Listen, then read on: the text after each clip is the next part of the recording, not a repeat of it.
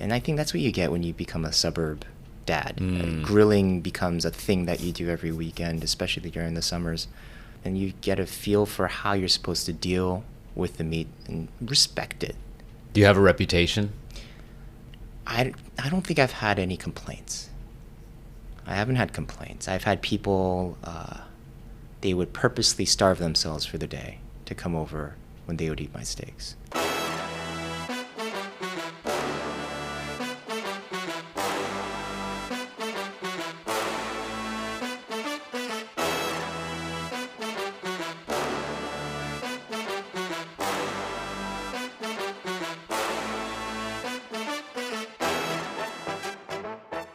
Welcome to the Dad Bod, a podcast that tells the story of what it means to be a dad today, one dad at a time.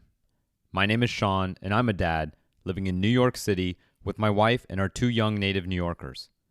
The formula for the Dad Bod is simple. Each episode, we're going to interview one dad to get his story of being a dad. Over time, all of these stories will start to create the bigger story of what it means to be a dad today. Thank you very much to everyone for tuning in. If you like what we're doing with the Dad Bod, hit that subscribe button in your podcast app and post up a positive review to help other people find the Dad Bod. Also, check out the Dad Bod website, thedadbodpod.com. In addition to links to the interviews, I'll be posting written versions of the episodes adapted for the site, as well as pieces written exclusively for the site. You can also subscribe to the Dad Bod email newsletter, as well as refer a dad to be a guest on the Dad Bod.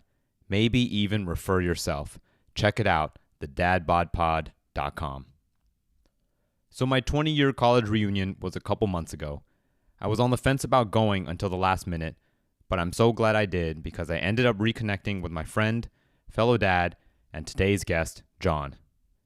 Even though John and I are the same age, I appreciate the wisdom he has to offer as a dad who, with 3 kids ages 15, 13, and 11, is several big stages ahead of me in the parenting journey. John and I had an amazing conversation that was full of heart and humor. His story has many parts to it. Immigrant kid, child of a single mom, a man changed through faith, a career switcher, and a swimmer turned coach, just to name a few. Now, to all of the loyal Dad Bod listeners out there, you might have noticed that one of the things that I tend to do when something's touched my heart, like really touched me deeply, is I reach into my bag, dig around some more, and I pull out a nice shiny metaphor. So here goes. All of these parts of John's story are like the facets of a diamond, solid panes of polished rock serving as reflective windows onto one another's surprising angles. Components of a cohesive geometry formed through pressure and craftsmanship, and thereby embodying the complex hidden drama of modern fatherhood. This episode is the longest one to date, but I assure you that if you like what we're doing with the Dad Bod, it'll be worth your time. All right, enough talking now. I think you're going to really enjoy this one, so let's get to it. John, Redemption of Dad.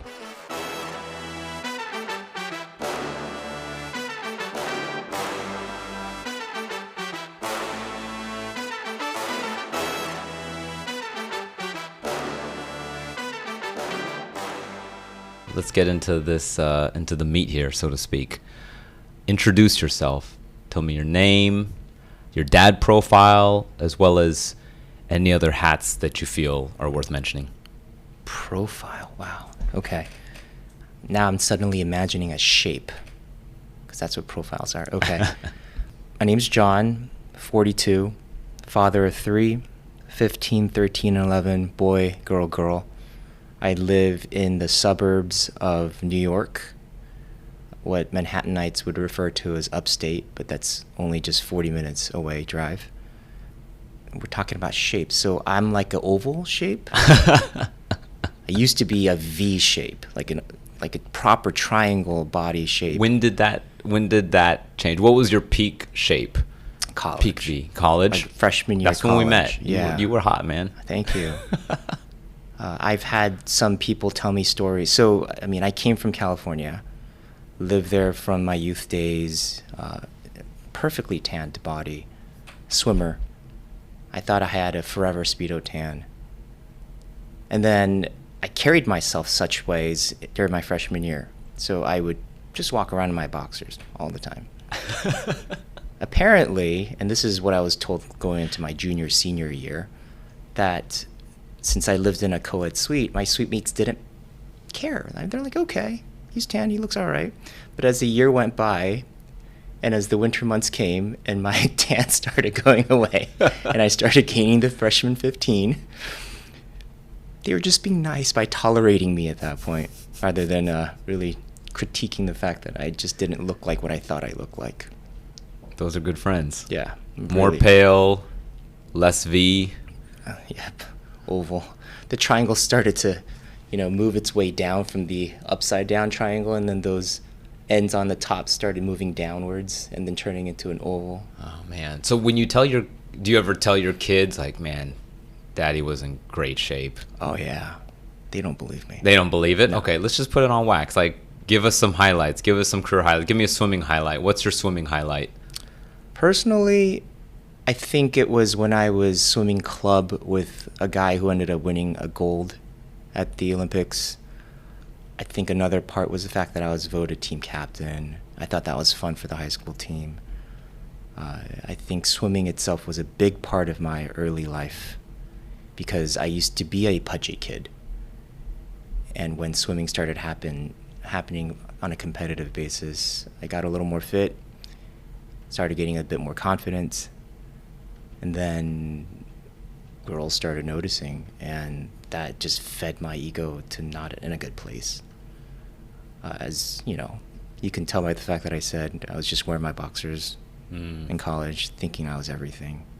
I got humbled quite a bit in college. Many, many ways.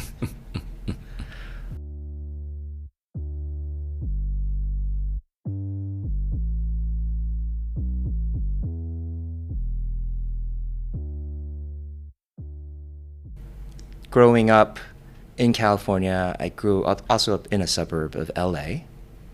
And it's an interesting little town where I was surrounded by a lot of Mormons. The high school itself was basically right next to a Mormon church, or Mormon temple, they would call it. Super nice people, but definitely not the kind of upbringing that a lot of people in LA would have, because at least in my town, it's so predominantly white, predominantly really nice people. And unfortunately, what that meant was, as an Asian American kid at that point, I perpetuated the Asian minority model. Is that what it is? The Asian model minority myth. There we go. I perpetuated that. I was excellent at school. I was excellent in academics. I was extremely involved in the community. I gave my all, and I was recognized accordingly. I miss it. I miss it because those friends I'm not friends with anymore because of the distance that I've had to travel for college, right? So when you come to New York for college, you're 3,000 miles away from your hometown, and they all went wherever places they went to. And so, the yellow banana that I am, which means I'm yellow on the outside, white on the inside, didn't translate too well when I came to New York, because people here on the New York side, especially my Asian friends, had such deeper identity than I did. So that took a little bit for me to get used to. All in all, I think I've adjusted pretty well, but it's also weird, now that I say it this way, that I live in a New York suburb, that I'm kind of in an all-white neighborhood. I'm back to where I started. That wasn't intentional, but it just happened the way that it did. So did you have any kind of Asian community around you growing up? Church was the only place, and church was far. So I lived on the outskirts of LA, like a true suburb of LA at the tip of Los Angeles County. But my church was in LA proper. So that was an hour plus that we would trek on Fridays and Sundays. Fridays for youth group, Sundays for the actual service. That was my Asian community. But weirdly enough, when you have that much distance, you learn how to compartmentalize really quickly as a kid. So this is my world of church. This is my world of being Asian. And then the other 5 days out of the week, 6 days out of the week, I am going to be who I am, apart from that world. I don't feel I missed out on deep, rich Asian cultures.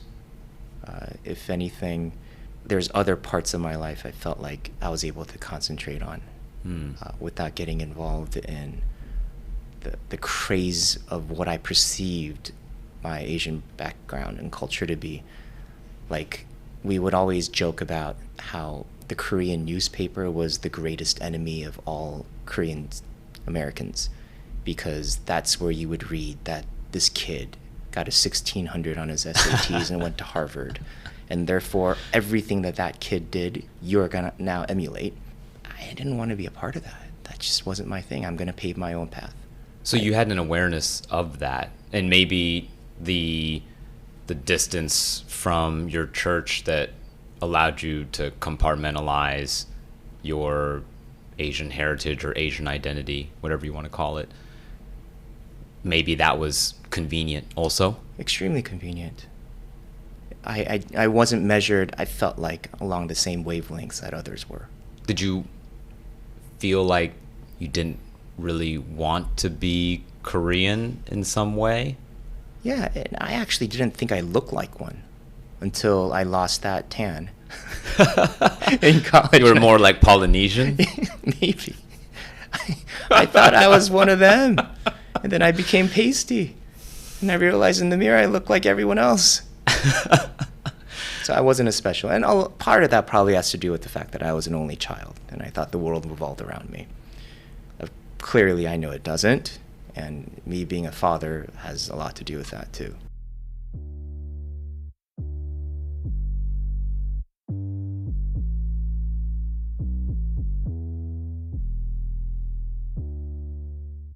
Okay, so only child, and at home you've got your mom, your dad. What's the home setup? Okay, so I was born in Korea, came to the States around 6 or 7. It was just my mom and I that came to the States. My dad was supposed to come with us a little later. The idea was that he was going to take care of some affairs, wrap up whatever properties or financial situations that we have, and then come to us a little later. That never happened. And that's why that relationship, or the lack of a relationship that I had or did not have with my father, really impacted the way I became a man. So every pivotal point of my life, he wasn't there. He literally just did not come. He would visit maybe 2 or 3 times in the how many years that I was a kid. Wow. We would talk on the phone occasionally, and I still remember the phone number. And we can get into that a little later, because there's a story about him that is, I feel like, a movie in and of itself. He's like a scam artist. And that proved to be problematic later on when I entered financial services for my job. Wow. But just going back, I think when you don't grow up with a dad, or you grow up without a dad, the only examples that you have are what a dad should not be. A dad should not be XYZ because that's what he did to me. Therefore, that's all I know as an example. Even from the very beginning, when my mom and dad married, and this is through my mom's story, they didn't have a good relationship from the very beginning. And there is a reason that she couldn't tell me why there was a bad relationship from the very beginning. And we'll go into that a little later. But they decided to marry out of convenience. They're a little older compared to their peers. So they got married in their 30s, which back then nobody did. That was very late. And then they had me relatively late. And the context with that was my mom was the youngest of 7, and my dad is the youngest of 4. So they're babies in their own right. They're getting old. And then they have me late as an only child, young, self-absorbed people who naturally are saying, oh, everyone's doing this, so therefore I have to do it. There you go, from the very first thing. A father can't view his wife as a convenience tool. I have some terrible memories of him while I was living with him in Korea. I hated knowing that when he would come home late, I knew what that meant. And that meant that he was getting drunk off his mind. That alone didn't bother me as a child, but what did bother me was the fact that I was going to get beat up. And as a child, like imagine a 4-year-old crying to his mom because it comes nighttime, dad's still not home. Oh my gosh, he's getting drunk. Oh my gosh, he's going to beat me. Oh, wow. So you have this fear that you have of this nighttime. It's a nighttime terror, but it's a reality of something that can happen. So what is a father not supposed to do? Father's not supposed to beat his kids. Another memory is of him just smoking. And for me, this is me trying to relate as a 5-year-old. Hey, can you blow some smoke in my way and I could just fan it away and that's how we're going to play? Well, come on. Yeah. That's not what you're supposed to do. That's not how you're supposed to connect as a kid, but that's all I knew. Another thing was he and I went on a roller coaster ride and he came away with a bloody nose. And then the remark that he made was, well, it's because I'm old. So to me, a father shouldn't be old. These are the ways that I began to internalize all of these experiences that I had because I didn't know how to make sense of it. So the times that he would come and visit while we were living apart, right? He would, I would just ask him, hey, can't you just come live with us? I'm sick of being an only child with that. And then it's just my mom and me. And they're cousins as well, but our family unit was just mom and me. And he said, well, what would I be doing here? I don't know. By that point, I'm like 8 or 9. I don't know what you'll be doing. That's not what I'm asking you to do. I'm just asking you to be present. Yeah. But how did I interpret that? A father can't put his job over his kid. So it's a priority statement at that point. He provided a little bit, but he didn't provide much after a while. So that got me thinking, oh, well, a father can't stop providing. But going back to the fact that I said that my parents married out of convenience, well, the reason why my mom was so hurt from the very beginning was that she found out that he had another kid out of wedlock. So I would immediately I have a half sister, which I found out much later in my life. But when I learned that, I'm like, okay, father can't have kids with multiple women.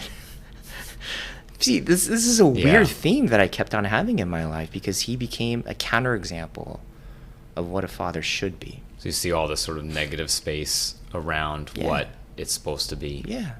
And I would love to say I have positive examples of him being a father figure to me, but he simply wasn't.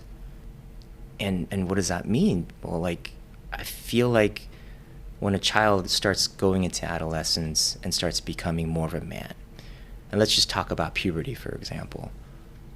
Like, I have a very distinct memory of me trying to shave, and nobody taught me how to do it. But I was like, hey, it can't be that hard. Well, I tried it, and then I sliced up my upper lip. And I still have the scar, and it's right here. If you look carefully, you can see it. At that point, I'm like, oh my gosh, that sucks. It hurts. Ow, it's bleeding. But when I take a few years away from that moment and I'm looking back, I'm like, that's not something a kid does. This is one of those father-son moments where you're supposed to be taught how to grow into manhood. So didn't have that either.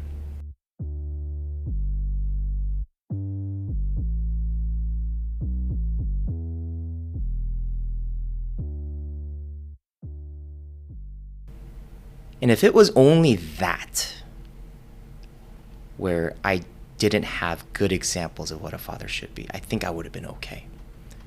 Because then it's easy just to flip that around and say, well, if a father is bad, then father should be good.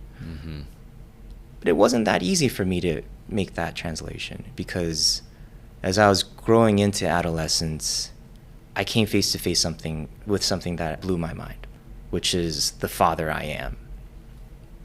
What I mean by the father I am is not referring to me, but in the Christian world, God the Father is commonly referred to when he's describing himself as the great I am who I am.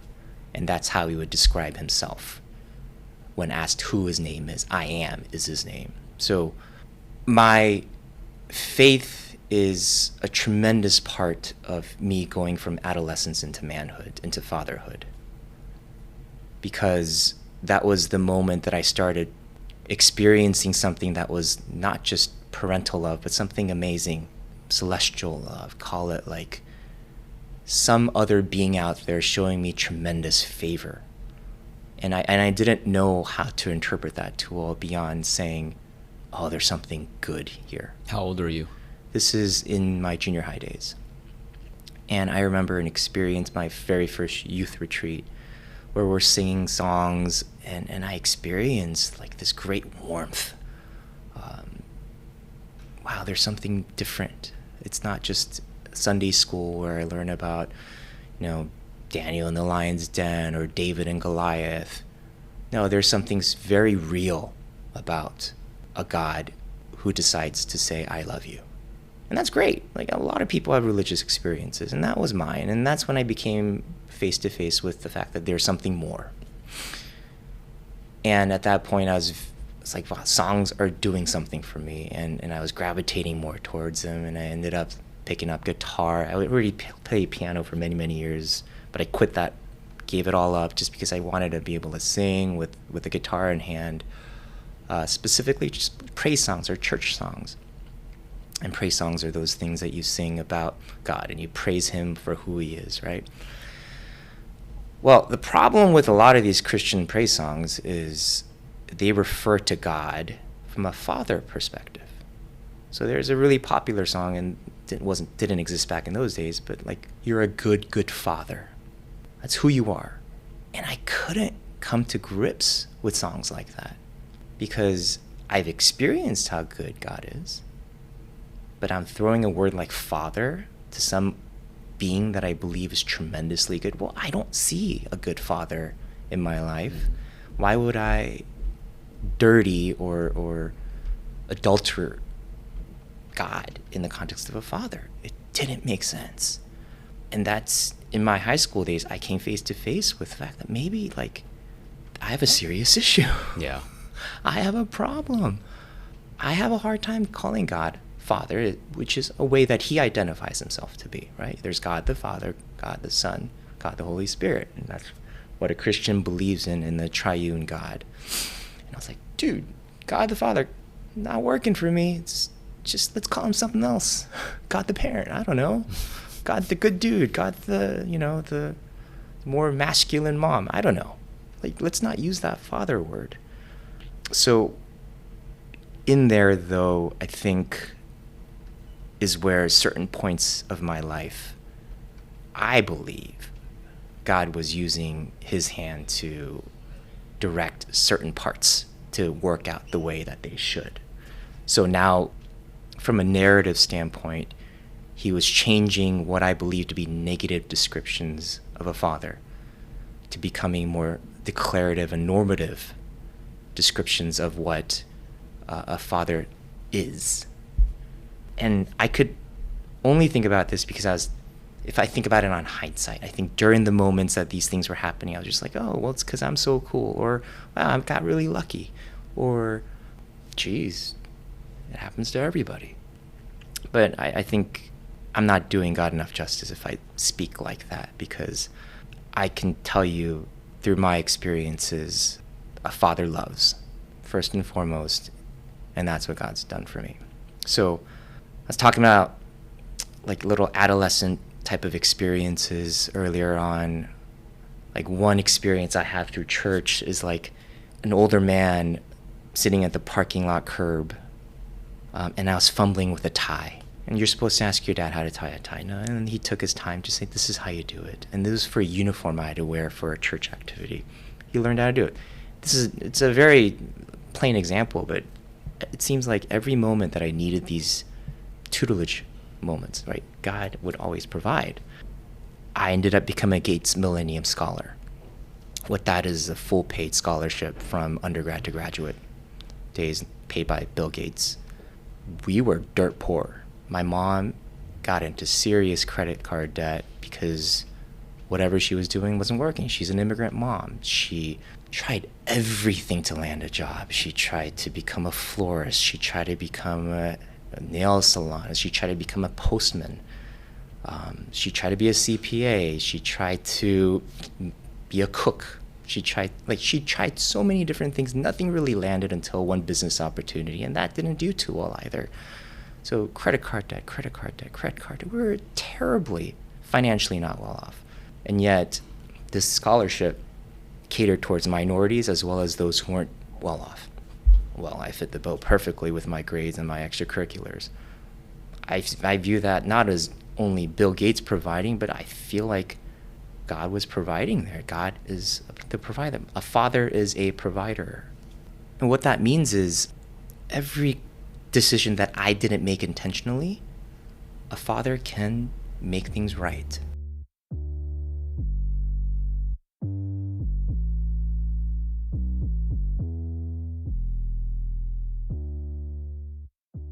So ever since I was in 6th grade and onwards, I wanted to become a high school math teacher. Went to Columbia, applied math undergrad because I wanted to be a high school math teacher. Went to teachers college so I could be a high school math teacher. But I also happened to work during grad school.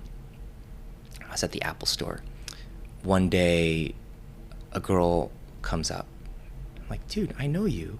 You're my 4th grade teacher's daughter. And she's like, oh yeah. Did you know my mom's coming to Manhattan? Remember, this, again, 3,000-mile difference, right? I'm going to bring her over. Are you working next Saturday? And I said, yeah, of course. Let's have her.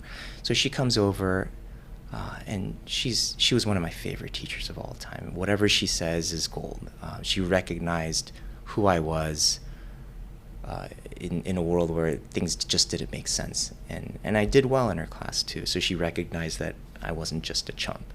She taught me many, many different things. But when I was telling her that I wanted to be a teacher, she said, don't do it. And this is a person that I would tremendously respect. She said, it's not what you think it is. It's very different. Kids are violent. And she went through a laundry list of all of her more recent negative experiences. I was like, well, I'm in school to become a teacher right now. And then a few other things happened along there. And I can't help but think that that was a pivotal moment where I learned a father corrects. Whichever path you decided to go on, if there's a chance, a father should be able to correct you. And a father, in a different example, redeems as well. And this is more interesting because a lot of this is very personal. I was in a campus fellowship in college. And initially, like right after I graduated, I thought it was the biggest waste of time that I put into it. I spent about 30 to 40 hours a week into that fellowship. And when I graduated, I didn't have any friends. Like, what did I put into this thing? At that moment, when I was in the thick of it all, I thought, no, it's worth it because, I'm putting all my effort into something. I'll see results, maybe not in this lifetime, but next. But the interesting thing that happened was because of that campus fellowship is how I met my wife. She didn't attend the same school that we did, but she belonged to that campus fellowship on the West Coast. And because they did these conferences, we ended up becoming friends. And after college, we remained friends. And when I became more of an adult, like we connected and started dating, got married, all of that stuff, right? I feel like that is a true moment of redemption for me. Even the things that I view as failures in life, when God starts orchestrating things, a father can redeem failures.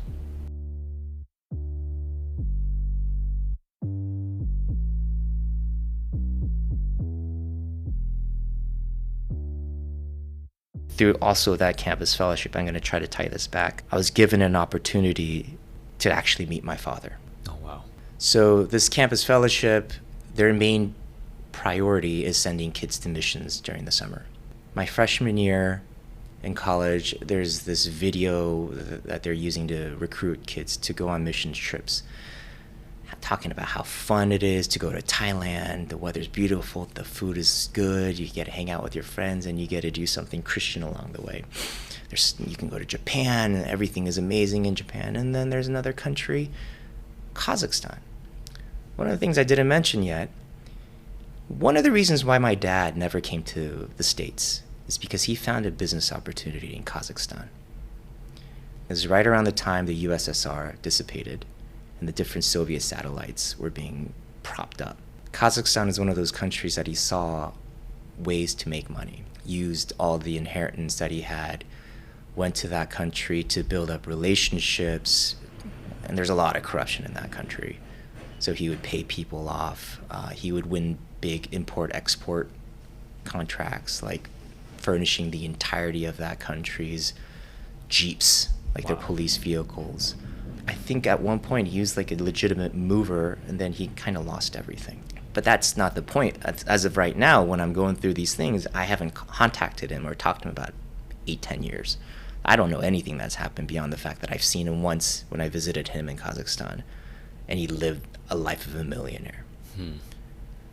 And then, as I said before, my mom and I are like drowning in credit card debt, and we're just living day to day.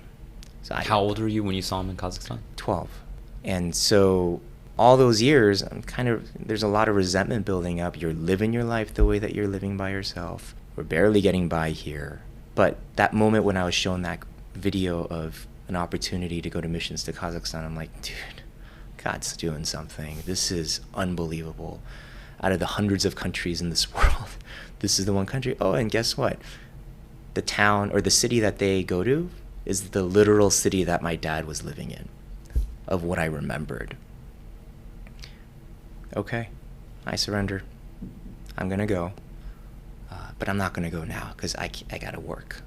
But the most important summer, the junior to senior year summer, where you're supposed to lock in that internship for your awesome job after graduation, that's the summer I'm going to go. So along comes like times to raise money, tremendous support from people, because I was telling people this isn't just a normal college trip that I'm going to for a missions thing. There's something very deep that I don't understand, but I can't deny the way that all of these things are just lining up to be that they are. Like, why at that point, even if I haven't spoken to the guy, do I still remember his phone number by heart? So I end up going on the missions trip. I don't even know if he still lives there because I don't know anything about him. And I'm just like, but I think he's probably still lives there. I don't know. After a few days of getting acquainted with the area, I call him. I call a number that I remember, and he picks up. Wow. He comes over to the apartment that we were all staying at as the missions team and it was like 2 or 3 hours where I was in extreme agony. It's like, man, I hate this guy. Everything that he is everything I don't want to be. And yet now I have to confront him.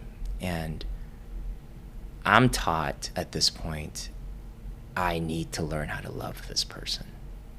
That's what God calls me to do, to love your neighbor, love your enemies, love. The fundamental thing about Christianity is love, right? Struggling. He shows up, I see him, and it's the weirdest feeling, because when you haven't seen your parent for almost 10 years, you have this mental image of who he is versus what you see in front of you. And it's an entirely different picture, because they've naturally aged. They look like not the person that you're used to. Start talking to him, figured out that he's basically lost everything. All the apartments, real estate, contracts, and money that he had is gone. He got involved with Nigerian scams, money laundering things, and he lost it all, except for the one apartment that he was living in, which had that phone number tied to it. He told you all this? Yeah. Wow. And I thought we had a good moment because he took me out to eat, and he was blessing the meal, and there he started breaking down. He said, "This is the only thing that I can do. I haven't seen my son in forever, and all I can do is buy him a meal. That's all I have money to do." And that to me provided tremendous comfort, because I'm like, wow, God can still work through a broken man. Maybe he's learned his lesson. Maybe it's time to establish a relationship with him again. Maybe this feels whole. Maybe this is part of the redemption package. Well, it wasn't. That's the bad part. Because later on, while I kept in touch with him, and I had my first kid, he started coming to me to try to get me involved with these Nigerian scams. And being in financial services, I can't do anything minutely close to money laundering. I can't get involved with financial scams. I warned him multiple times. I can't do this. I can't do this. You're jeopardizing my family now. Wherever you're at, I can't help you. He wouldn't let go. So I had to cut contact with him. Wow. But it was a tremendous journey up to that point, because I think that was an important decision that I made, learning how to draw boundaries and learning priorities. And that was the last contact or It was the meaningful last. the last contact. How That was long the ago meaning- was that? Oh, that was probably like 14 years ago now. Has he tried to contact you since then? Well, not directly, because I did get a phone call, and this is from a cousin of mine that I haven't spoken to in 30-something years. He calls me up. He goes, "Hey, your dad's in the hospital. He's requesting you to come to Korea." And I'm like, "What? Whoa, okay, hi. I haven't talked to you. I kind of remember you from when I was a kid in Korea. I didn't talk to you in 30-something years by that point, but good, nice. How are you?" But he said, "Oh, it was very easy to find you. You have a very distinct name, and your father still remembers certain details about you, so all I had to do was Google, and then, I need to let you know that your father is dying. He's in the hospital." And there's so many questions by that point, right? Because the last time I knew anything about him, he was still in Kazakhstan. Now he's in Korea, and through more details, I think he ended up becoming really, really just poor. He might have been living in extreme poverty. He represented himself as a self-funded missionary, which he wasn't. But that's how he presented himself to the world. And, I don't know if I mentioned this. At the same time my cousin was contacting me, he contacted my half-sister. The reason for my mom and my dad starting off on the wrong foot was because of the half-sister. So my cousin reached out to the half-sister at the same time, saying, "My dad requests both of our presents to be there." Well, independently, and I've never talked to her in my life. I don't know if she knows who I am. Maybe, maybe not. But we definitely never exchanged one word. She decided not to go. And for me, there was a weird time where, on one hand, I told him I wasn't going to go because even if you're a citizen of America, there's a slight chance, if you were born in Korea, they can still draft you before the age of 40. And I was like, I don't want to take that chance. Right. But even if that chance was small, I would have still said no. You reap what you sow. And so he passed away. This is before COVID, like a couple years before COVID. And I was actually strangely at peace with all of this. Because to me, I'm like, you know what? You don't get to dictate what a father is anymore. I've learned. I know how to make priority statements. I know what the should be now from a positive angle rather than a negative angle. I will prioritize my family here.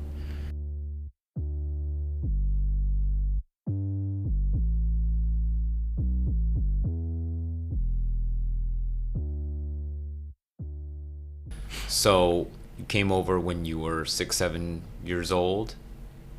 At that point, you understand that the plan is your dad is going to come. Yes. When did it become apparent to you that he was probably not going to come? I held out in belief, even when he moved to Kazakhstan, that he was eventually going to come and live with us. As soon as things settled down, as soon as he was able to make things work for the way that he was. It was at that trip when I was in Kazakhstan and we were about to leave. I was asked to choose between my mom and dad. Do I want to come back to the States with my mom? Or do I want to stay with my dad? You're how old, like 12? This is 12. You're asked, how is this presented to you? Oh, it was really childish. The way that my dad said it was, "I'll buy you a sports car if you stay." Is your mom there? My mom was there. It was bizarre having to. You never make a child choose between parents, but that's what happened. And I was given a chance to have a sports car if I stayed in Kazakhstan. Obviously, that's not what I chose. Came back to the States with my mom. Much better choice. Was it a hard decision at all? It was not a hard decision because I think part of me felt like I was more responsible for my mom at that point. It's a lot of pressure. Yeah, I wouldn't be able to live without having to take care of my mom. I mean, clearly my dad's been able to survive on his own, right? But it was my mom and me the whole time together. Why would I abandon her? Did you feel on that trip, did you feel like, oh, my dad loves me? I did not feel love. I felt like I was a burden. I felt maybe there was a sense of responsibility that he had over me, but it was not out of love. It was an obligation kind of responsibility that I felt. And a lot of it just made it seem like, well, from his standpoint, I am all of this. Don't you want to stay with me? I have these things. I have access to the Kazakhstan president. I have all these important people that I know. I'm a self-made man. I'm all these things. I have power. Well, as a 12-year-old, none of that's going to register. Yeah. So I think that's probably why he talked about the sports car. This is what I have to offer. Yeah. When you were 8, 9 years old, you were telling me that you call your dad and be on the phone with your dad and say, just come be with us. And yet you have these memories from when you were living together in Korea where he would beat you. Routinely, it sounded like. It was pretty habitual or just a pattern for sure. Something that, it's crazy to me that as a 4-year-old you knew that if your dad was not home by a certain hour, that meant you were getting beaten that night. How is it that you still wanted him to come? I would just say that's me. That's just what a child does. Yeah. A child craves love. A child craves attention. Even if it's not healthy attention, you want it. You just want that attention. When I was younger, around that 8-9 time period, you don't necessarily distinguish between negative and positive attention because you have higher ideals on what a family should be. Well, I'm an only child. I have a mom and a dad. We should be together. That's the right model. Even if it's abusive, it's the right model because that's just what families are. That's what I see over there. Well, their mom and dad are together. That's an only child right there. Why don't I have that? And I think that was just a deep yearning in my heart that I mean, now I know I should just be like, stay away from me as much as you can. But at that point, you don't know any better. Do you recall what your mom wanted? Did she still want him to come? No. So they didn't have a good relationship outright. I think she felt more free being apart. She just wanted him to provide. He had the funds. He had the cash. She just wanted him to make us survive. And he didn't live up to his end of the bargain on that. I think from what my mom told me, he supported us for maybe 2-3 years consistently. But after that, he just disappeared. He would complain about it every month too, because back then, I don't know, like $2,000-3,000 a month in Kazakhstan goes a lot further than $2,000-3,000 in the States. To him, it was a waste of money to be sending it here.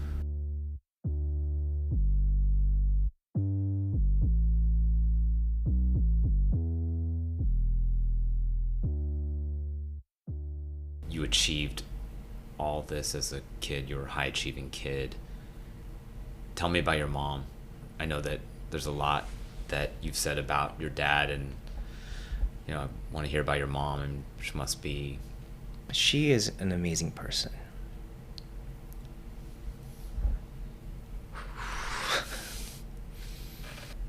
She had it rough. come into a country where she can't speak the language by herself. She was sheltered quite a bit when she was living in Korea because as the youngest child, she tried to do what she could, but a lot of the world was kind of sheltered for her. And yet, she overcame a lot of it. I can't fault her for many things, but I did see a tremendous weakness in her. And the way that my mom interprets that was I didn't respect her. And maybe that's true to a certain extent because, you know, as a little kid, if you can speak English and your parent can't speak English, well, you think you know more than your parent. And it's true because I understand the language and she doesn't understand. So there's a difference in, like, is that power or is that knowledge? I don't know. There's a difference there, clearly. But that's the weakness you're talking about. Yeah. That you saw in her inability to communicate. Right. And also beyond that, and I did see the fact that we were going into credit card debt. We were not doing well enough. When did you know that you guys were having financial challenges? How old are you? That was early, probably since I was like 13 or something. And yet, she was so faithful. She was so hardworking. I could never fault her for being lazy. I can never fault her for not trying. Even if I would think that her ability level might not be as high, she definitely has optimized it the most way that she can know how. So I think for everything that my mom has done or hasn't done, what I did experience from her was love. And I can't deny that. And that love is passed down to my kids from her in the way that she thinks about them, prays about for them, loves on them. She never forgets the birthday. She never forgets any of the milestones. She's the first person to send anything, first person to recognize, the biggest cheerleader for their achievements, even when there is a language gap. My kids can't speak a lick of Korean, but they know their grandma loves them. What more can you ask? What was it like for you, or what did you do, like, as a kid, seeing your mom go through these challenges? I don't know. I don't know if a lot of that registered beyond I have to survive. She's learning how to survive. Well, I need to survive too. And if that means I have to try a little harder, I will. My background is such that I don't have a safety net. You do it because there's no other way.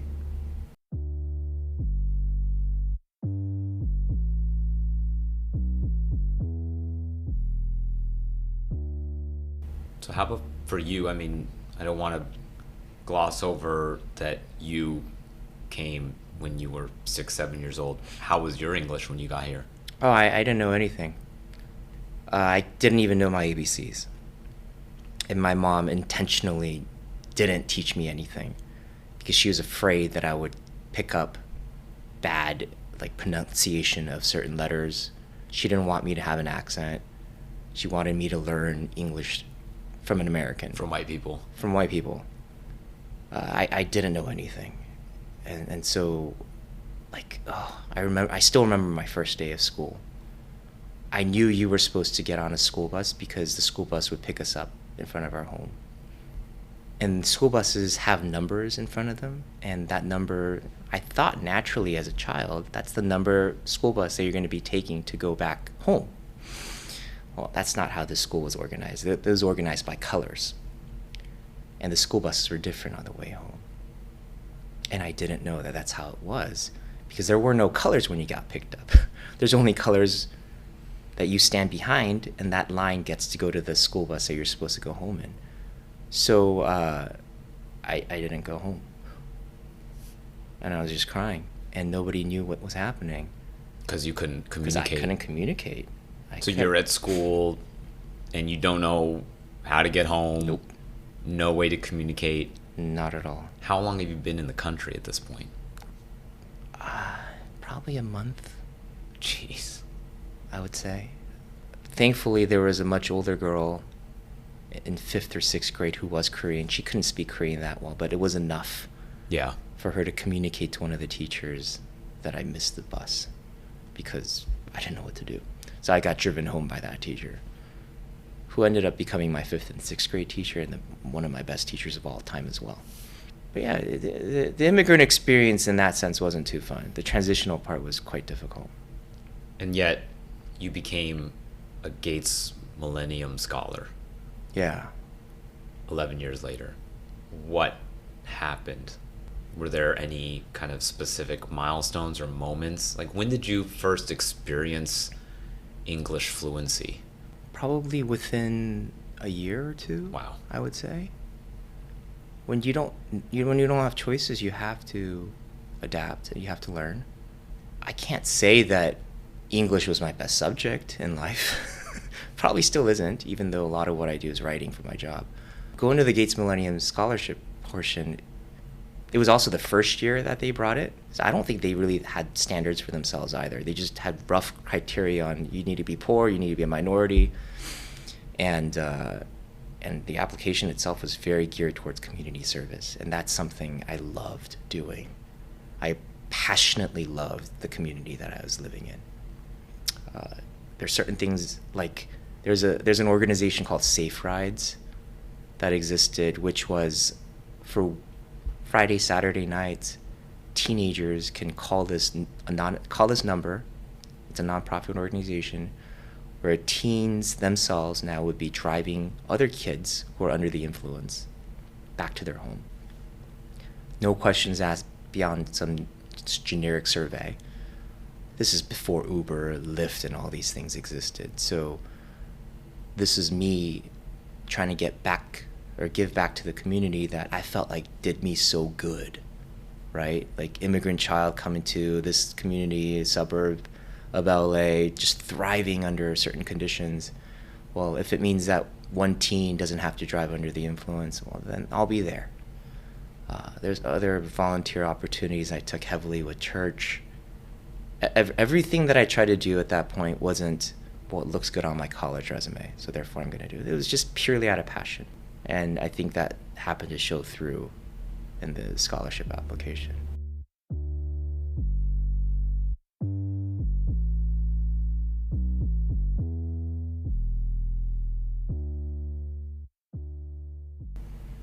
Did you, as a minority, experience much, and an immigrant minority at that, who couldn't speak English for the first year here, or didn't reach English fluency for the first year? Did you experience much racism or prejudice? Or No. If anything, the people that I grew up around were tremendously supportive. I mean, there were little bits here and there that weren't overtly racism. It was more like, wow, this kid is different, so let's be extra nice to him. And I think Mormons are just like that. They're just really nice people. More racism that I've experienced came when I came to New York. Wow, this place is nuts. There's so many stories. Yeah. Starting from college on to even where I live right now. Yeah. You know, I want to be fair. Maybe if I lived back in my town in LA as my age, with my kids their age, maybe they'll be just as racist in certain parts. I don't know if it's a time or a location thing, it's just a culture thing, but man, I am a lot more aware of it nowadays than I've ever been. And it's been a tough one, because anytime those events happen, all I can think about is you're growing up, you as a child, and it's mostly child interactions that I have through my kids or what I'm observing. You child are observing it from your parents. I can't fault you. You're a little kid. Yeah. Even if you're a teenager, you're still little in my view. It's only your background and your upbringing that's causing you to have these views in life. Man, that makes me feel very unwelcome. So you definitely feel your kids have definitely experienced. Yeah. I mean, a couple instances, like one was during COVID time frame, there's a Halloween trick-or-treating. So around the neighborhood, ding dong, trick-or-treat, get some candy. Go to this one house, and we know the people that live there, not as friends, but just being aware. And they had a guest who was actually giving out a candy to all the kids. Little girl. As other kids were coming to their doorway, she's handing kids candy. And as soon as my daughter starts going up the driveway, the girl ends up throwing candy at my daughter. I was like, wow, this is a little strange. An adult belonging to that house saw the whole thing happening. He goes, what are you doing? She goes, well, it's because of COVID. I don't want COVID. Wow. But it's clear the kids who were being handed out candy right before, there's no COVID issue there because they're white. Wow. Well, my kid, obviously not white, therefore throw candy at them. Candy at my daughter, and my daughter wasn't offended as much as I was at that point. She was just all happy-go-lucky. She's like, oh, I think I know you from school. Wow. That's crazy. It's crazy. It's crazy because I think, where did that little girl get that audacity to throw something at somebody and to know the distinction between an Asian kid who may or may not have COVID? I don't know. Right. And then a white kid who may or may not have COVID. But from her, it was the appearance of, here's a white kid, safe, give candy. Here's an Asian kid, not safe, throw candy. I didn't get it. I didn't get it. I mean, given that you're kind of experiencing these experiences of racism and prejudice that you didn't have as a kid, you're sort of experiencing it at the same time as your own kids. So it's not like you're able to say, oh yeah, I know exactly how I handle this. I've handled this for 40 years. This is new for you too in a lot of ways. How are you trying to protect your kids or inform your kids or give them some way to process all this? I think the best thing that I knew how to deal with this was to be able to talk it through and say, wow, this is what happened. Do you realize what happened? How are you feeling about this? Just having a healthy dialogue of, this was not right. I'm sorry it happened to you. I think identification is the most important part that I think I'm trying to teach the kids. Because only upon identifying can you start articulating maybe how you feel about it, how it could be avoided the next time around, or maybe it needs to be confronted. But however it's done, I feel it more of a journey that we can take together, like you said, because I didn't have to deal with this as much when I was a kid. The slightest racial thing that might have happened with earlier memory, it wasn't even that racial. It was just me recognizing maybe I'm a little different, because similarly, on a Halloween, I was a ninja. Great choice. Great choice. And the only thing that you could see are my slanty eyes. And because I was the only Asian kid in the neighborhood, when I would ding dong and ask for trick or treat, the person behind the door, who was also my ESL teacher at that point, knew that it was me. Well, and I was like, how do you know it was me? Later on, I realized, well, it's because of my eyes, and I'm the only Asian kid in this neighborhood. Of course she knows it's me, even if I'm a ninja disguise and I'm not supposed to be seen. But that wasn't malicious in any kind of way. Right. And I would never say that was a racial moment. It was just, okay, I just know I'm different now.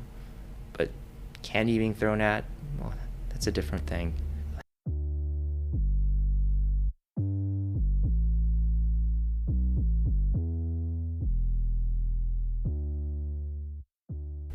So going back to your childhood a little bit more, you're this high achieving kid.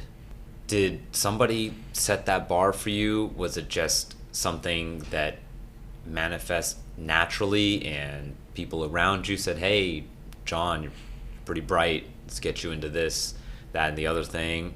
How did that happen? Against the backdrop of everything else going on in your life at home, I don't know how that works. Well, I think, to be fair, we came to the States because my uncle was already here with his older kids. And they were pretty high achieving. One went to MIT, another went to Williams College. And they're really they're phenomenal people. And in that backdrop, I was always told, you have a big head, John, like the physical size of my Literally, head. I have a big head. That means you have a bigger brain. Therefore, you're going to Harvard. Which I never did, so I failed. But that was the kind of expectation that was always placed. And one of the things that my uncle would say was, there's no other way. You have no other way. You have to be high achieving. And I didn't internalize any of that until I was much older. But I did have examples like that. But I think generally, though, I always try to gravitate towards the other high-achieving kids in my classes, in my grades, especially those who had older siblings, because they knew what was supposed to happen next. They knew, oh, you're supposed to take health and driver's ed during the summer so you don't waste that period during the school year so you can get your license. Or you need to take this honor class during the summer between your 8th and 9th grade years so you can be one step ahead. Or this teacher is the real good teacher. My brother had him or her. Like, these are inside scoop things that I needed to figure out because I felt like that's the edge I need. I don't have an older sibling. I don't know who I can go to. But I know you have an older sibling. All right, let's try to do this together.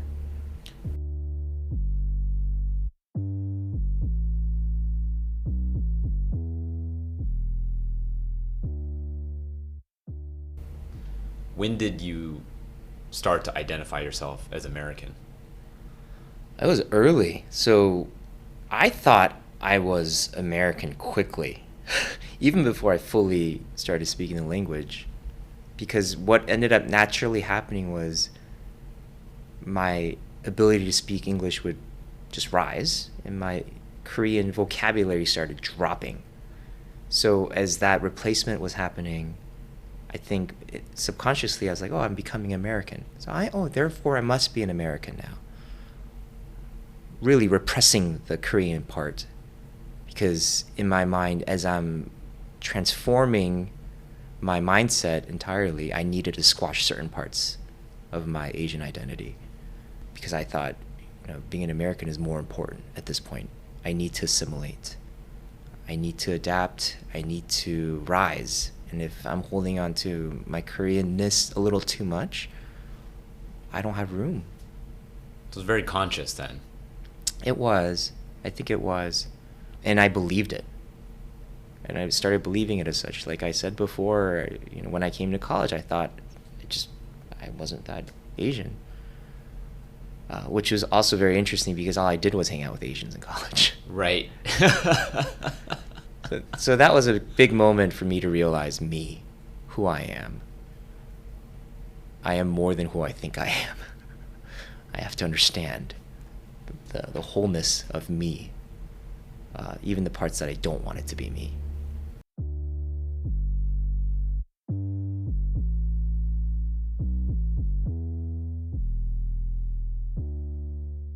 So we've talked about, your dad a lot. We talked about you, having only a negative example in him. Talked about your coming to a relationship with God and feeling challenged by that description of God as a father because of the associations that you had of what it meant to be a father because of your father's example. So I feel like there must be something beyond that connects these two. Oh yeah, definitely. So the counterexample of who my father was and this perfect platonic heavenly example of father that God is comes crashing down to the reality of the day-to-day of the father that I'm becoming, a father of 3 and a husband. And just as a quick background, I've described how I'm basically from a broken family. Surprise, surprise, my wife is too. So from just an academic standpoint, 2 broken families probably would yield another broken family. We've had to work real hard. We've had to work super hard. Lots of counseling, lots of just understanding one another, talking through things. But what's beautiful is, even in disagreements, the best way to repair a disagreement is always to come back to the commonality. What is your point that you can agree? Not agree to disagree, but just agree fundamentally. And that's our faith. There's certain truths that we can't deny, and we can always build back from that point. Because what I've found through my counterexample and example, a father can only be a father if there's a mother there. And a father can only be a dad if there's a relationship with the mom. Father is just a title. It's just anybody can be a father if they have a child. But a dad is a relational term. A daddy, an appa, this is things that you only get from a child who sees something happening relationally. And that relationship that I have with my wife is tremendous, to the point in which sometimes I have to remind my kids, like, my relationship with your mom is so important. That's why we need to go on a date. We need to have a night out where we're just connecting with one another. I'm sorry, I can't talk to you right now. I'm talking to your mom. It's important because we need to establish where we are. And even when we have times of conflict and we're fighting, look, we can just push that down, compartmentalize, and just pretend it never happened. No, we'll fight, sometimes in front of our kids. But if that happens, they're definitely going to see the reconciliation happening in front of them as well. They need to see the examples of conflict and resolution. And that's been a tremendous part of the father that I'm becoming, to put my wife on a level where that relationship that we have is a huge priority. Because like when you have 3 kids, everything makes no sense. First kid, second kid, third kid, they're all roughly 2 years apart. Every time you have another child, the more you realize how inadequate you are. I didn't know a single thing. And I was so full of myself and arrogant, because while my wife is saying, well, maybe we should read this book together to figure out how to parent better, it's like, well, cavemen didn't need to do this. Why do I need to do this? And it was tongue-in-cheek, because I'm like, we'll figure it out as it comes. Well, that's why we had to go to many counseling sessions, because you can't have that level of arrogance and expect things to work out the way that you do. It's learning. It's about constant learning. It's about adapting. So I think the father that I was with my first kid is very different than the father that I am now, especially because my oldest is now going to be a sophomore. He's just finishing out his freshman year. And he's a swimmer like I was. And the other 2 are swimmers too. The 2 daughters. And he's come to a point where he's better than I was in certain events. And that challenges certainly your manhood, right? This kid is becoming more than me. Hopefully he becomes greater than I am in every way. Does he have the V shape and the tan? He looks like a Bruce Lee in my mind, just a short Bruce Lee. But it's weird to call a swimmer Bruce Lee, but he's like shredded. It's crazy. And as he's becoming better than me in certain things, and as I see him emulating me, like learning how to grill a steak the proper way, there are moments where I'm like, wow, this is such a precious thing. Then there are moments that I also have to stop and say, why did my dad not want this with me? This is so fulfilling. Yeah. This is rich. Yeah. Well, this guy decided not to have that with me. Why is that the case? And then I come to grips with realizing that I'm going to be the guy that breaks certain cycles. I'm going to break the cycle of brokenness. My kids are not going to see a broken family. My kids are going to see a father who is present. They're going to see a father who's a provider. They're going to see a father who is faithful. They're going to see a father that is going to try to maximize opportunities when they can. So what does that mean? Well, we spend a lot of time swim practices and swim meets. We travel a lot. I had an opportunity to be a swim coach too. So I can be on deck with them at the swim meets. I can encourage them to meet time standards that they need to meet. Or when they don't make it, I can be there to comfort them. Sometimes they don't want to hear what I have to say, and that's okay, because they'll still know that I'm present. I'm just not I'm not only their chauffeur, right? And that's been tremendously a huge blessing for me. Now, when it comes to my daughters, I don't know what's happening. wow, at least on a son basis, I can say I went through certain things. Yeah. But as an only child and seeing my girls grow, I am so thankful my wife is there, because there's certain things that they don't want to talk to me about. Certain things that they're actually afraid to talk to me about. And that gets me questioning my fatherhood a bit, because I want them to know that I am safe. But sometimes they don't feel that way. And maybe it's because of the topic of being a girl or whatever it is, and probably I'm not the right person to talk about certain things like that, because I wouldn't know what to tell you. I'll just tell you to go YouTube it or something. But you know, that's what makes, I think, going back to my original point of my relationship with my wife as a dad and mom, daddy, mommy, so much more important, because I can't do it by myself. And that's why when we were talking about my mom alone before, oh man, she had a tough job. It was really tough. Even if I was an only child, having her take care of me solely, of an opposite gender, she didn't know what was happening with me. She had no idea, but she tried her best. Thankfully, that's not what I have to do.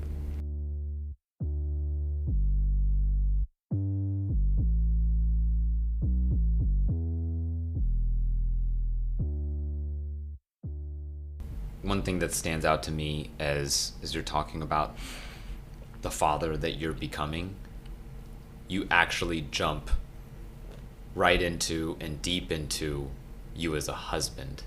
Oh yeah. It really is not what I would have expected you to say right away. When you're talking about being a father, let me tell you about my kids. My son really saw the talent in him as a swimmer and helped him get to where he is. No, it's with my kids, my wife. Absolutely. And that relationship there, which I think is beautiful, and you've unpacked that really well, and you talk about a lot of the work to do that. I think that's something that is said a lot as far as the work needed in marriage between a husband and a wife, and I think that it sounds like you've done a lot of that work. Can you talk about that a little bit more, maybe in particular counseling? Sure. What that's like? I think counseling still has stigma to it, for sure. Yeah.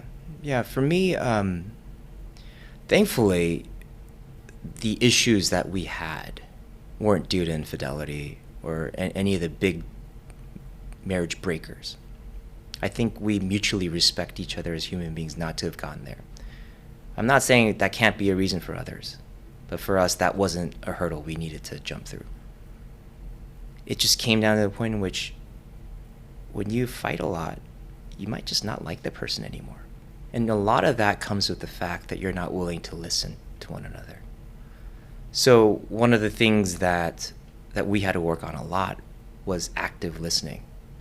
And it's a tool that's out there for counseling sessions where it's one person says this is what happened, and then they tell their story of the experience that they had, how they feel.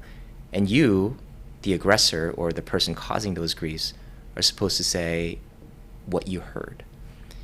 Now, it's not how you interpret what's been told to you. It's literally, what did this person say? And I had a hard time doing that. Because for me, I'm constantly filtering information and making it my own. That's not what you're supposed to do when you're an active listener. You're supposed to hear the person literally and be able to recognize what you hear literally, and then be able to articulate it back to that person literally, and then have that person recognize that you heard them literally. And that's just communication 101. I didn't have those skill sets. How far into marriage were you guys when you started counseling? It was at the third kid, because at the first kid it was manageable. Second kid was when it started getting hard. It was just hard. But we thought, well, of course it's hard with two kids. At the third kid came, wow, what we've been doing isn't working. It's hard enough. We need help. We just need help. And through those intense sessions, we're able to come back to the fundamentals of, okay, We love each other. We might not like each other at certain points because of whatever I don't like the way you didn't make the bed, or you didn't do this or that, or how come you spoke this way to me, or you made me feel this way. I don't like that. All that just comes down to building the bridge back up of, am I seeing my partner? Am I hearing my partner? Am I feeling my partner? I love you still. And I'm willing to work at it to build that back up. So I think the idea of counseling is a scary one well, I guess if one is thinking about it, that means you feel like you need it. And you feel like you need it because you feel like your marriage might fall apart. And if I open this up and actually stare at it, try to see it for how broken it is at this moment, confronting the truth alone might be the thing that breaks it. And so that's, I think, a fear of people going into counseling. Can you talk through what the process looks like, so that, hey, if somebody listening to this decides to go into marriage counseling, give them some hope that they will be able to see a light at the end of the tunnel, or that there is a light at the end of the tunnel? Or is that naive to think that there necessarily is? I think the very base thought that people need to have is, if you're okay going to a medical annual checkup just to figure out where you are, physically speaking, that is no different than you getting counseling for a mental, emotional checkup. It's no different. As long as that baseline is established, listen, annual checkups, you go just because you go. You don't need to be sick to go to an annual checkup. The stigma of counseling, you only go when you're mentally messed up, that's not necessarily true. It can be true. But you can go just because you want a mental checkup. Maybe you're sick and you don't know it, and you need a professional to be able to assess you. But let's put that aside. I think for me, it was all about the priority statements. What do I hold higher in regard? What am I willing to lose? And what am I willing to gain? If I'm willing to be laid bare, if I'm willing to be emotionally destroyed, but what I get back is the fact that I can work on my marriage, I'll take it.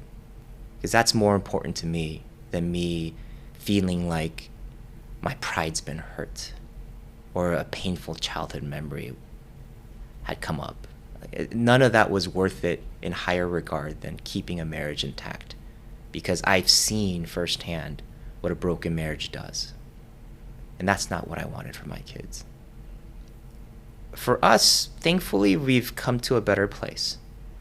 I can't say that it'll always come to a better place, but you might become a better individual as a result of going through with this process, because you'll learn more about yourself and the people that you interact with, and the relational impact that you've had with others and that others have had with you. And there's a level of self-awareness that comes up, where even if you're the one incredibly mad, at least now you can articulate why you're mad instead of just feeling madness or anger. Or if you're sad, you can pinpoint at what point you're able to be sad, because these are words that men especially can't figure out properly. We get mad, we punch a wall, we move on. We get hungry, we eat. We treat ourselves as very carnal people, and as a result, we can't talk about feelings, and because that seems a little too feminine. Well, feelings are just more like, I feel sad, I feel happy. That's not the only thing that exists out there, because we're a lot more complex than we think ourselves to be. And once we're able to express those things properly and to identify it in a way where it's healthy for others around you, I think you yourself, at least on the individual level, you'll be better off. Relationally, maybe not. But the light at the end of the tunnel, at least, is for yourself a better place to be.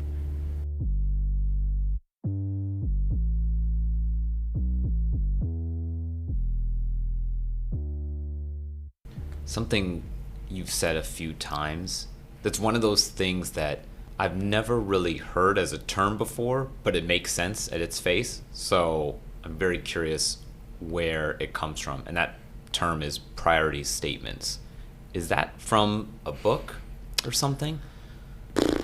I don't know if it's directly from counseling or if it's something that I've just come to adopt. I can't cite this properly, but it's one of the more prevailing themes in my life where I have to say, if I'm posed with choices, I choose actively to do one thing or the other because it aligns with certain priorities that I have in my life. Let's take something very benign for most people. One of the rubs against a very active swimming schedule that we have is on Sundays, we have to go to church. We want to go to church.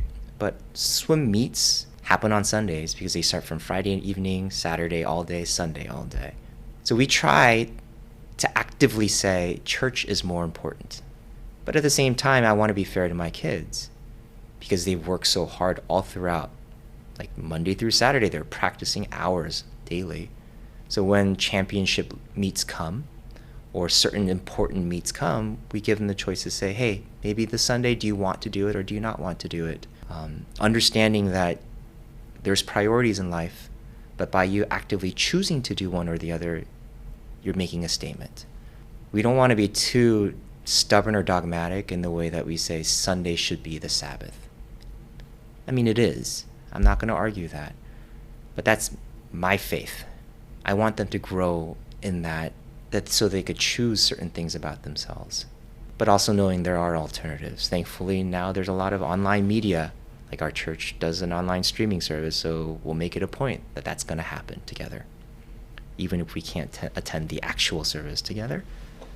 Priority statements involve if you have time to do one thing, like study, but you really want to go to this party that's happening. Son, you need to choose which one is more important to you. I know you want to do both. You know you can't do both. What are you going to do? And it becomes such an active decision-making process where I'm hoping eventually that's the way that they're going to be critically thinking about future events in their lives. It's a tool set that I'm trying to instill and to continually present to them. I don't know if it's going to work. I'm trying. Time will tell. Yeah. They might not care. They might go, I hate my dad. I'm going to, priorities all suck. My priority chaos. Is no priorities. Yeah. It's anti-priority. I'm going to do my lowest priority first just to spite my dad. I don't know. Hopefully that's not the case. But priority statements, if I were to say to your kids, priority statements, they would know. They should know. They should know. If they don't know how to literally define it, I hope at least they can give you examples of what that means in their lives. So it's one of the things that is in your home, how your kids are being raised, at the dinner table, yeah, in the car, talking about how to make choices. It's a fancy way of saying you need to choose. You need to choose. You need to identify what matters most to you. Yeah, and sometimes I try to lean that conversation one way or another, and I'm frank about it. And I tell them, hey, I think this is the right decision. You might disagree with me. You can choose. It's up to you. I'll support you regardless. Sometimes they choose my way, sometimes they don't. But they also need to understand if they made the wrong choice. I will tell you you made the wrong choice after the fact. And they don't like hearing that.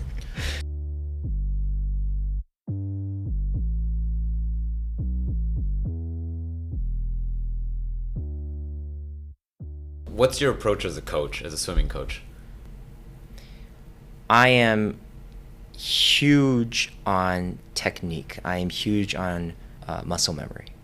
So part of practicing for swim is you just go back and forth in a swimming pool, back and forth for hours, back and forth. It's a repetitive thing.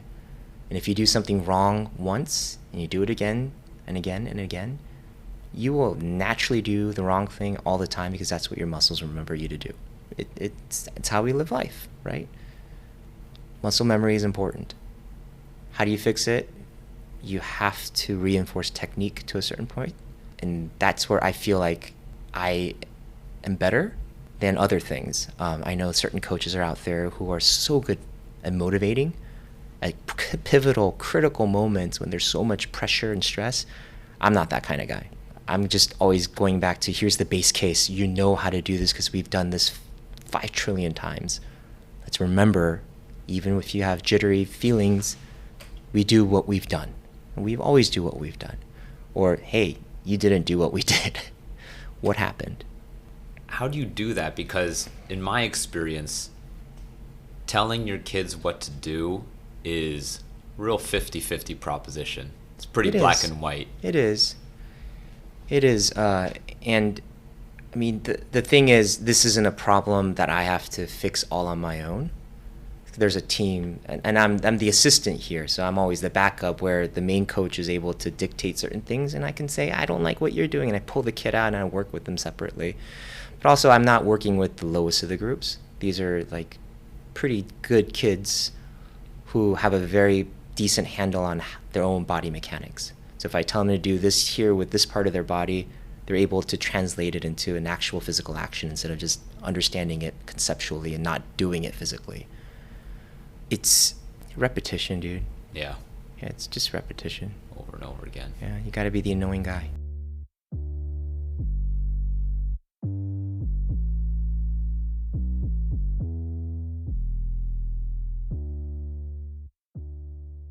What do you see yourself becoming? What's ahead for you as a father? Is there a vision that you have in particular of what this looks like, this body of work? I don't know how to answer that. I wish I did. Because right now, the next big milestone that I'm thinking about is my son going to college, and then one after that, the next big milestone after that is when my youngest goes to college, and then I become free. So it's just me and my wife hanging out, and I won't even be 50 by that point. I think, and this sounds really weird to say, I just want to survive by that point. I want to be there. I want to just continue to be there for my kids until I'm 50. Hopefully. That's a young 50. Yeah. That's a young 50. That's awesome. Yeah. The benefits of having kids relatively young. Relatively young, yeah. And that, to me, was a thing that I wanted to do, too, because my parents had me so late, right? Or according to them, so late. That I wanted to have my kids earlier. But, I think some of that has its downfalls, too. Like, we struggled hard financially because it's not easy to raise 3 kids. Even if you have a pretty decent job, these kids eat. Like, how dare they, right? And organic blueberries, holy cow, cost a lot. Organic milk, organic this and that. And swimmers, they eat so much. But, it was harder because we started off with very little. My wife works in ministry, which is the same thing as working at a very low-paying nonprofit job. So we made our ends meet. We're a little different now. I think we're a little more comfortable than we used to be. But I still have friends who are single, and they're killing it. Yeah. They have no kids. They can have kids now, and they still wouldn't have to work. Right. Right? They're good. They're doing well. What you describe in terms of the financial challenges that you and your wife have kind of navigated as parents, relatively young parents, 3 kids. Have you ever in those moments thought back to your childhood and your mom's situation and credit card debt, and does that inform like a perspective on those challenges in those moments? Yeah. It does inform a lot because I have a partner that we do this together with. She didn't have any of that. She didn't have a sounding board. She didn't have the ability to know what she was doing was right or wrong because nobody told her otherwise that, maybe going to credit card debt isn't the best thing on earth. But she knew what she could do, and she thought she was doing all that she could. Fortunately, my wife and I, we work very well as a team in those things. and we can make decisions together. And I fully respect things that she has to say, and I want to hear her thoughts, right? And I think she feels the same way, that when I have certain strong feelings on something, it weighs for her.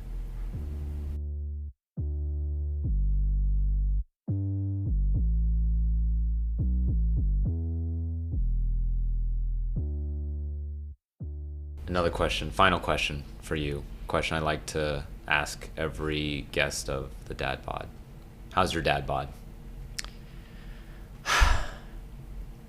I wish it was in a better place. I'm doing intermittent fasting. It's been like 2.5 weeks now. I lost 10 pounds already. Whoa. I think we're going to Korea next month for a big family vacation, like our big one vacation for our entire lifetime kind of thing. And my goal there is to eat. Right? All I want to do is eat, which means I have to lose the weight now to eat there as much as I can. I think I still try to work out. I have this thing called a hydro at home, which is a Peloton-ish kind of version for rowing. I have over 7 million meters logged onto it. I was doing pretty well. If I think I can hold my own for a guy that's not that tall. I can compete against the 6-foot+ guys. It's the literal shape of my body is still ovalish. I think my wife says it perfectly. When we go to the beach, she tells me to put my shirt back on. When I ask her, just point blank, how do I look? She says, well, you look like a guy who used to work out. So that's where I am. Killing it. Yeah. If you can look past my midsection, I think I can still present well enough. So, any ambitions to get back to the heights of your physique and physical condition? I want to be able to wear some of my suits that I can't wear anymore. I do want to lose some of the belly fat just because I'd see it getting in the way of rowing.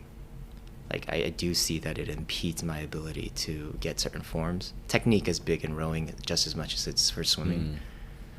I want to also work on mobility because like I grunt when I pick things up. You're put stiff. Things down. Yeah, I don't like that feeling. Yeah, I've got that. Yeah, and things creak, things click. But the other part is, I've seen other swim coaches out there who are kind of larger. They were all athletes at one point, like tremendous athletes. But swimmers have big appetites, and that continues with you even when you stop working out as much. So that means you grow largely. I think you still need to keep up something with your exercise regimen, and that's what I'm trying to do. Okay. Or at least make space for Korea. Let's just focus on the near term. That's the immediate goal. If I'm going to gain 20 pounds in Korea, that means I have to lose 30 pounds here, right? Motivation. Yeah. Priority statements. Exactly. I think that's one right there. Yeah. Well, John, this has been really good. This has been a lot of fun. Thank you. Of course. For being another guest on the Dad Bod. Really appreciate you sharing your story, and I'm excited to have other people get to hear from it, learn from it as well. It's been a pleasure. Thanks for asking me to do this.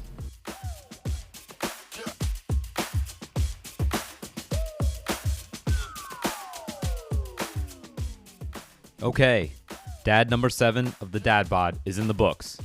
Big thanks to today's guest, John, for sharing his story. I hope you enjoyed this episode and that it brought a little something positive to your day. If you like what we're doing with the Dad Bod, hit that subscribe button and give it a 5-star review in your podcast app. Also, check out the website, thedadbodpod.com, or email me anytime at sean@thedadbodpod.com. Thanks again for listening.